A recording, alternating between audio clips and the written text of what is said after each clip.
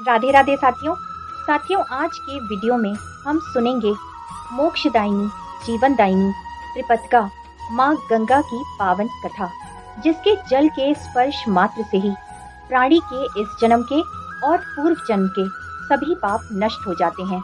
इसके जल में कुछ ऐसी शक्ति निहित है कि प्राणी की नकारात्मक ऊर्जा सकारात्मक हो जाती है। वीडियो बहुत इंटरेस्टिंग है और इसमें दी गई जानकारियाँ बहुत महत्वपूर्ण हैं, तो धैर्य बनाकर वीडियो को अंत तक जरूर सुनें।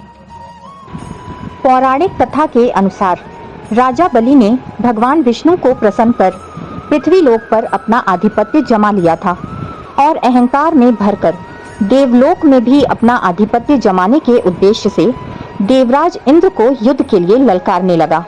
तब देवराज इंद्र भगवान विष्णु की शरण में गए।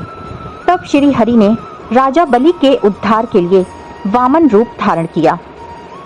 उस समय राजा बलि अश्वमेध यज्ञ करा रहा था तथा ब्राह्मणों को भी दान दक्षिणा दे रहा था।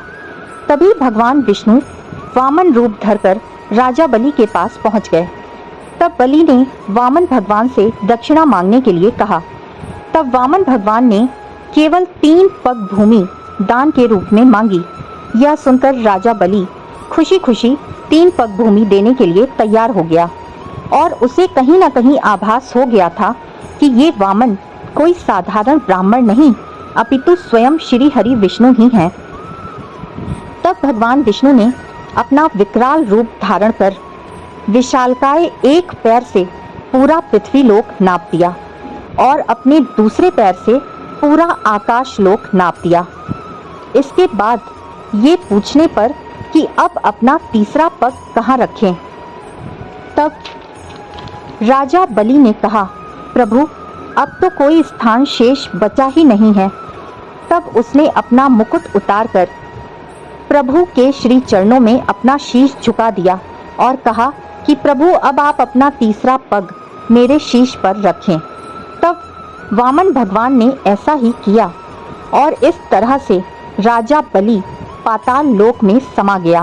परंतु इसी बीच जब वामन भगवान ने अपना दूसरा पैर आकाश की ओर उठाया था, तभी ब्रह्मा जी ने उनके चरण धोए थे और उस जल को अपने कमंडल में भर लिया था। उस जल के प्रचंड तेज से ही माँ गंगा अवतरित हुई। उस दिव्य जल के प्रचंड वेग के कारण उसमें से 3 धाराएं फूटी और वो 3 धाराएं और उसमें से एक धारा पृथ्वी पर गिरी, दूसरी स्वर्ग में और तीसरी पाताल लोक को चली गई। इन्हीं 3 धाराओं का नाम त्रिपतका पड़ा। परंतु माँ गंगा की जो धारा पृथ्वी पर अवतरित हुई है वो गंगा नाम से प्रसिद्ध हुई।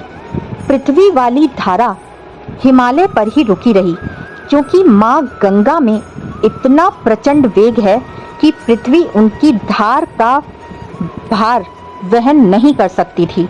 इसलिए पृथ्वी वाली धारा हिमालय की गोद में ही चक्कर लगाती रही। कालांतर में राजा भागीरथ के किस तरह किए गए प्रयास से माँ गंगा पृथ्वी पर आई, अब इसको भी सुनिए।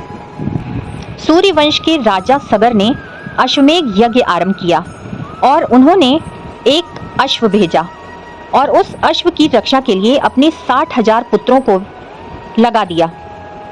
इस यज्ञ से भयभीत इंद्रदेव ने अश्व को चुराकर कपिल मुनि के आश्रम में बांध दिया। तब सगर पुत्रों को ऐसा लगा कि कपिल मुनि के आश्रम में ये घोड़ा बंधा होने के कारण कपिल मुनि ने ही ये घोड़ा चुराया है। इसलिए सगर पुत्रों ने ध्यानस्थ कपिल मुनि पर आक्रमण करने की सोची। तब तक कपिल मुनि को अंतर्ज्ञान से ये बात पता चल गई और उसी समय उन्होंने अपने नेत्र खोल दिए। उसी क्षण उनके नेत्रों से प्रक्षेपित तेज से सभी 60,000 सगर पुत्र भस्म हो गए। कुछ समय पश्चात सगर के प्रपौत्र राजा अंशुमन ने सगर पुत्रों की मृत्यु का कारण खोजा और उनके उद्धार का मार्ग कपिल मुनि से पूछा। तब कपिल मुनि ने अंशुमन से कहा कि गंगा जी को स्वर्ग से भूतल पर लाना होगा। सगर पुत्रों की अस्थियों पर जब गंगा जल प्रवाहित होगा तभी उनका उद्धार होगा। राजा अंशुमन ने गंगा मां को पृथ्वी पर लाने के अथक प्रयास किए, परंतु उस प्रयास के दौरान ही वो मृत्यु को प्राप्त हो गए और गंगा मां का अवतरण पृथ्वी पर नहीं हो सका।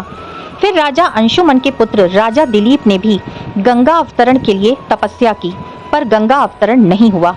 इसके पश्चात राजा दिलीप के पुत्र राजा भगीरथ ने कठोर तपस्या करी और उनकी इस तपस्या से प्रसन्न होकर गंगा माता ने भागीरथ से कहा, मेरे इस प्रचंड प्रवाह को सहना पृथ्वी के लिए कठिन होगा, अतः तुम भगवान शंकर को प्रसन्न करो। आगे भागीरथ की घोर तपस्या से भगवान शंकर प्रसन्न हो गए तथा भगवान शंकर ने गंगा जी के प्रचंड प्रवाह को अपने जटा में धारण कर लिया और उसे पृथ्वी पर छोड़ा।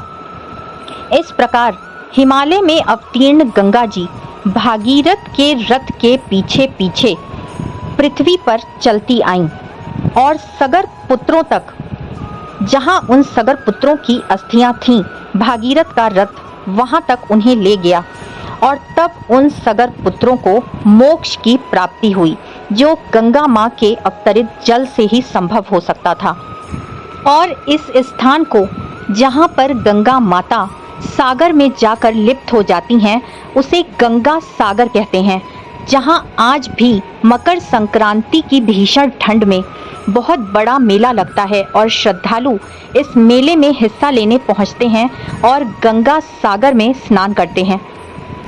और इस तरह से भागीरथ का रथ जहां जहां चला वहां वहां गंगा माता पृथ्वी पर चली और इस तरह से उस स्थान जहां पर सगर पुत्रों की अस्थियां थी, वहां पर पहुंचकर सगर पुत्रों को मोक्षदायिनी गंगा ने मोक्ष प्रदान किया और उनका उद्धार किया।